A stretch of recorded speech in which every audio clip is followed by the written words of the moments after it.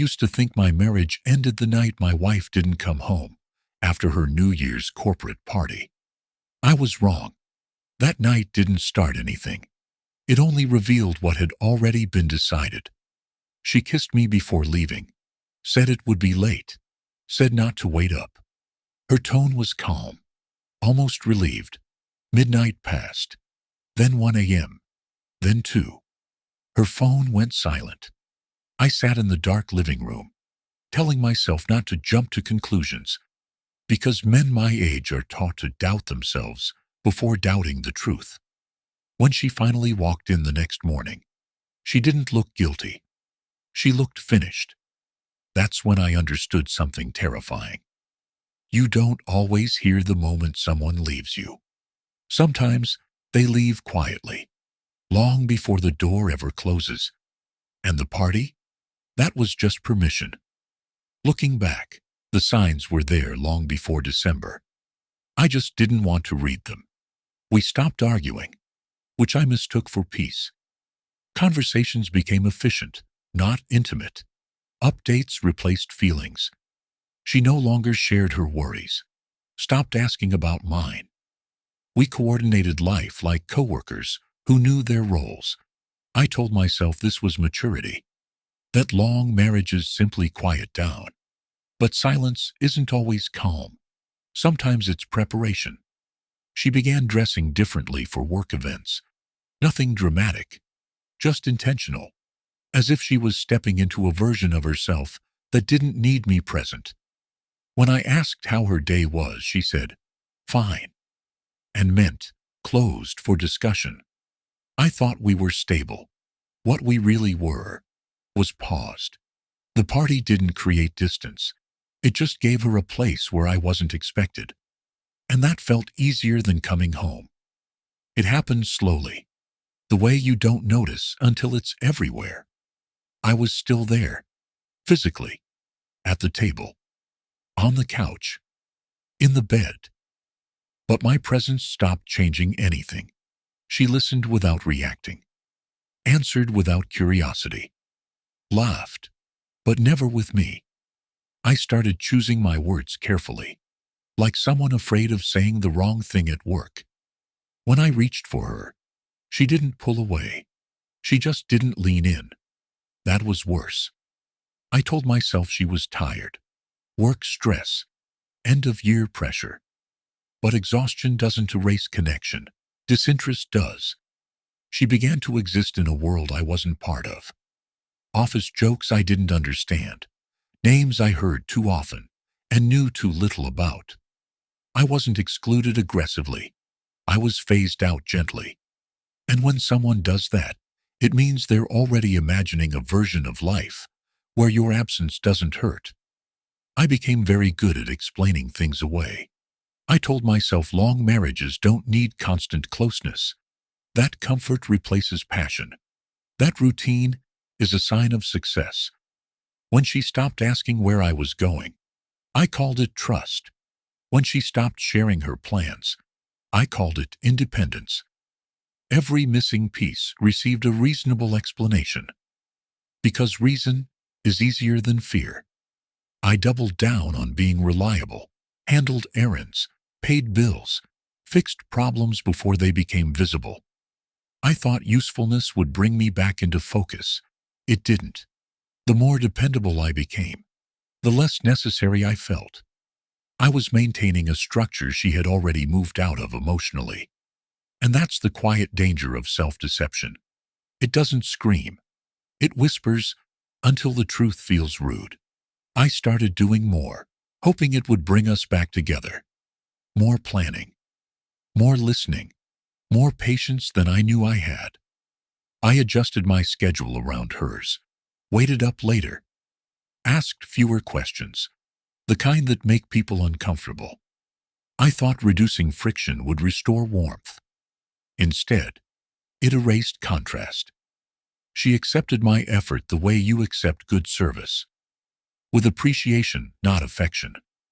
There was no resistance, no pushback, just a quiet expectation that I would keep adapting. That's when I felt it. The relationship wasn't broken. It was rebalanced, not between two people, but between someone choosing and someone accommodating. I wasn't fighting for us anymore. I was managing decline. And the most dangerous part, nothing felt urgent. Because when someone has already decided, they don't rush you. They let you exhaust yourself first. I noticed it first in small exclusions. Work dinners I wasn't invited to. Conversations that stopped when I entered the room. Names mentioned casually, without context. She began talking about people I didn't know, with a familiarity that felt earned elsewhere. When I asked about them, she said, "They're just colleagues." But there was energy in her voice I hadn't heard in a long time. She laughed differently when she talked about work, lighter, faster, as if that version of herself didn't carry the weight she brought home. I didn't accuse her of anything. There was nothing to accuse yet. What hurt wasn't suspicion. It was displacement. I wasn't being replaced by another man. I was being replaced by an environment where she felt seen without explaining herself. And once someone finds a place where they don't feel questioned, coming home starts to feel optional. When she mentioned the New Year's corporate party, it sounded ordinary. End-of-year celebration, dinner, drinks, colleagues. She didn't ask if I wanted to come. She informed me. I noticed how she prepared for it. With intention, not excitement. Her outfit wasn't provocative. It was confident. The kind of confidence that doesn't look back for approval. She said it might run late. Said not to wait up. Not dismissively, gently, like someone removing an obligation. That night, we talked less than usual.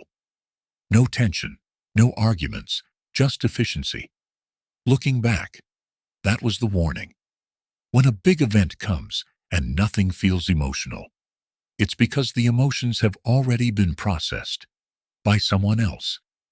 The party wasn't a temptation. It was a setting, a place where she could act according to a decision she had already made. I told myself I wouldn't wait. I still did. Midnight passed quietly. The city outside celebrated, fireworks echoing between buildings that felt suddenly very far away. I checked my phone without urgency at first, then with habit, then with a kind of calm that scared me. Her messages stopped early, not abruptly, just finished. I didn't call. I didn't want to be the man who needs reassurance when nothing has technically gone wrong. That's the trap of long marriages. You learn to respect silence even when it hurts you. By 2 a.m., I wasn't worried anymore. I was aware. Aware that whatever she was doing, it didn't include me, and hadn't for a while. I sat in the living room, lights off, listening to the sounds of a new year beginning for everyone else. And that's when it hit me. This wasn't absence. It was transition. She wasn't out late. She was already somewhere else. Mentally, emotionally, decisively. The clock didn't matter anymore. Nothing was waiting to be explained. She came home just after sunrise. No rushed movements, no panic, no guilt that needed to be hidden. She took off her coat carefully, like someone returning from a trip, not a mistake. I asked if she was okay. She said yes, too quickly.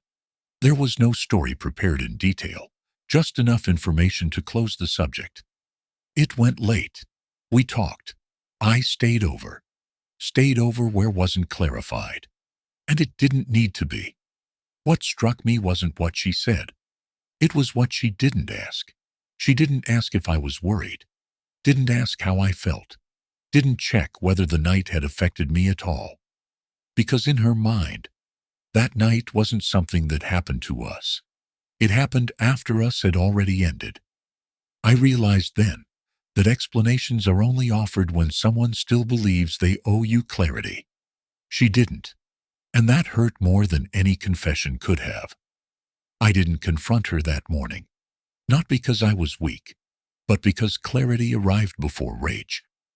I understood that asking questions wouldn't change anything.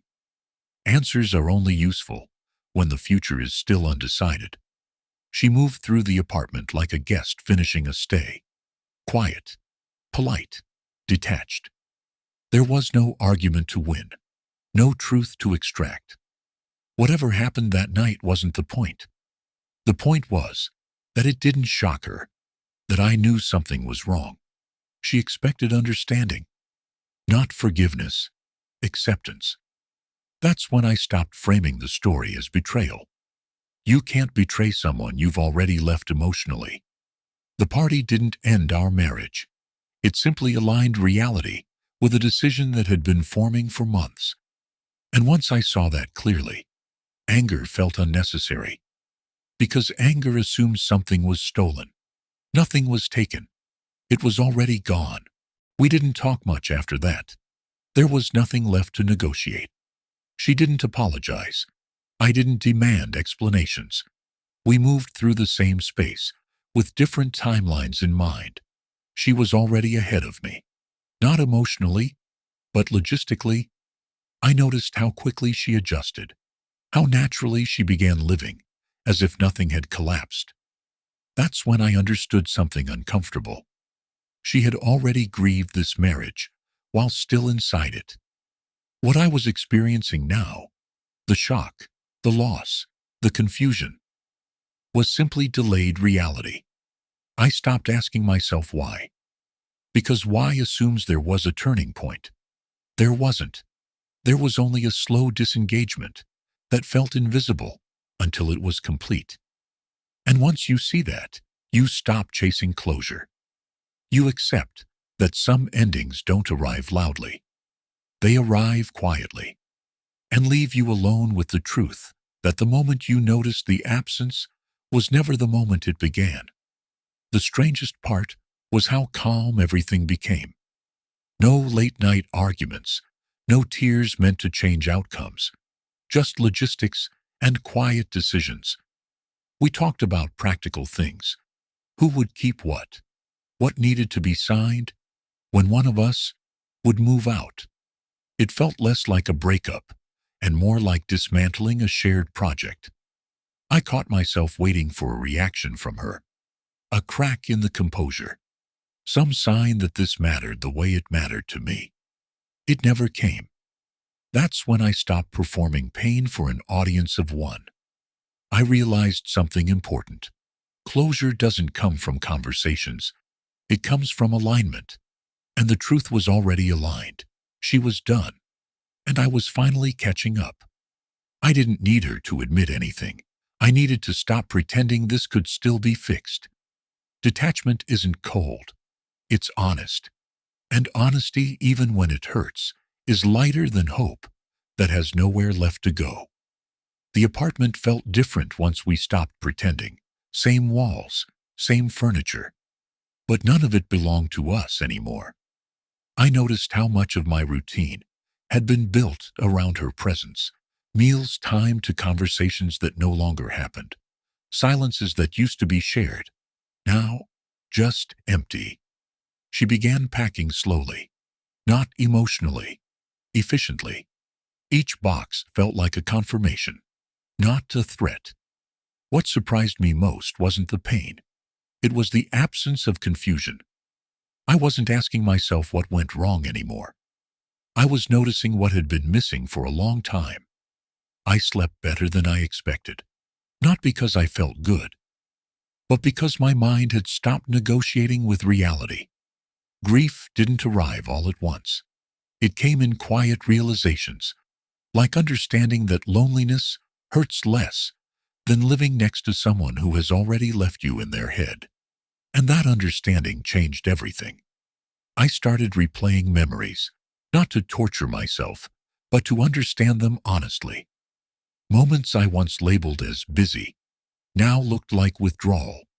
Times I thought she was tired were actually times she had nothing left to give. I stopped asking where I failed. That question assumes someone is always at fault. Sometimes things don't break. They dissolve. Two people grow in directions that no longer intersect. and one of them realizes it first. I had been holding on to consistency. She had been searching for momentum. Neither is wrong, but they don't coexist for long. What hurt wasn't that she changed. It was that I didn't notice, or didn't want to. Understanding this didn't erase the pain, but it removed the bitterness. And bitterness is heavy.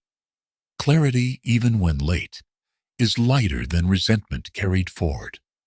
One morning, I realized I wasn't waiting anymore. Not for a message, not for an apology, not for clarity. Waiting had been the last connection between us, and without noticing, I had let it go. I stopped checking my phone for reasons, stopped replaying conversations to see if I missed something important. The story had already told itself. What changed wasn't my situation. It was my posture. I wasn't standing in the doorway of the past anymore. I was facing forward, even if I didn't know where that was yet. There's a quiet strength in accepting what won't return. Not because it doesn't matter, but because it already did. I didn't forgive her in some dramatic way. I released the expectation that she owed me anything. That expectation was the last weight. And when it dropped, I finally felt something I hadn't felt in months.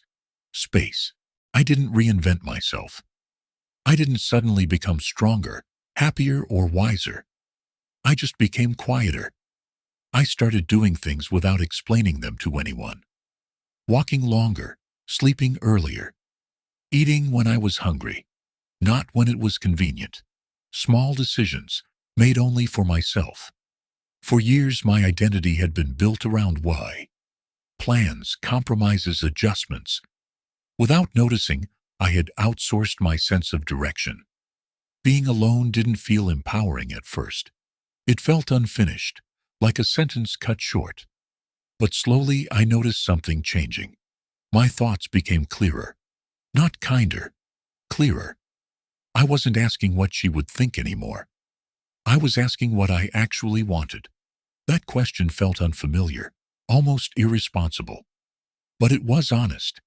And honesty, even when uncomfortable, was the first thing that felt truly mine again. It took time to realize that worth doesn't need witnesses. For years, I measured myself by reaction, approval, gratitude, reassurance that I mattered. Without her, there was no mirror, no feedback loop, just me, living days that didn't ask to be justified. At first, that felt like erasure. Then, it felt like freedom. I noticed how often I had bent without noticing, how easily I had accepted less, as long as things stayed calm. Calm had cost me clarity. I wasn't abandoned because I lacked value. I was left because my value had become invisible, even to me. That realization wasn't empowering in a dramatic way. It was grounding. I stopped trying to be chosen, stopped presenting myself as someone easy to live with. I didn't need to prove I was enough. I needed to remember it, quietly, consistently, without asking anyone to confirm it. I used to think love was proven through endurance, by staying, by adapting, by making yourself easier to live with. I was wrong. Endurance without reciprocity isn't loyalty. It's self-erasure. I realized that real closeness doesn't come from avoiding conflict. It comes from being seen, especially when it's uncomfortable. I had confused peace with connection, silence with agreement, routine with commitment. What we had at the end wasn't love fading. It was love no longer being practiced. That doesn't make either of us villains, but it does make the outcome inevitable. If I ever build something again, it won't be on the promise of stability alone. It will be on mutual presence, on curiosity that doesn't expire, on the willingness to stay engaged, not just stay together. Losing this marriage taught me something essential. Love doesn't end in one night. It ends the moment two people stop choosing each other, and one of them notices first. I expected peace to feel like relief, like something earned after suffering. It didn't. It arrived quietly, in mornings that didn't require emotional preparation, in evenings that belonged entirely to me. I stopped replaying the night of the party, stopped treating it like the moment everything collapsed. Because it wasn't. It was simply the point where reality stopped pretending. I no longer wondered what she was doing. Curiosity faded when meaning did. What surprised me most was this. My life didn't feel smaller without her. It felt clearer. There was no one to convince, no atmosphere to manage, no version of myself to maintain for harmony's sake. I didn't win. She didn't lose. Something ended because it had already stopped living. And peace didn't come from answers. It came from finally aligning my life with what had been true for a long time. I don't tell this story to warn anyone about parties or to assign blame for one night. The truth is simpler and harder. Nothing broke suddenly. Nothing exploded. Two people slowly stopped reaching for each other, and only one of them noticed in time. If there's a lesson here, it's not about control or suspicion. It's about attention, about noticing when conversations turn into updates, when closeness turns into coordination, when love becomes something you maintain instead of something that moves. I didn't lose my wife at a New Year's party. I lost her months earlier, when we stopped choosing each other in small, quiet ways. And I didn't lose myself that night either. I found myself later, in the silence that followed, where I finally stopped waiting for someone who had already moved on. Some endings don't need fireworks. They need honesty. And sometimes honesty arrives after the year has already changed.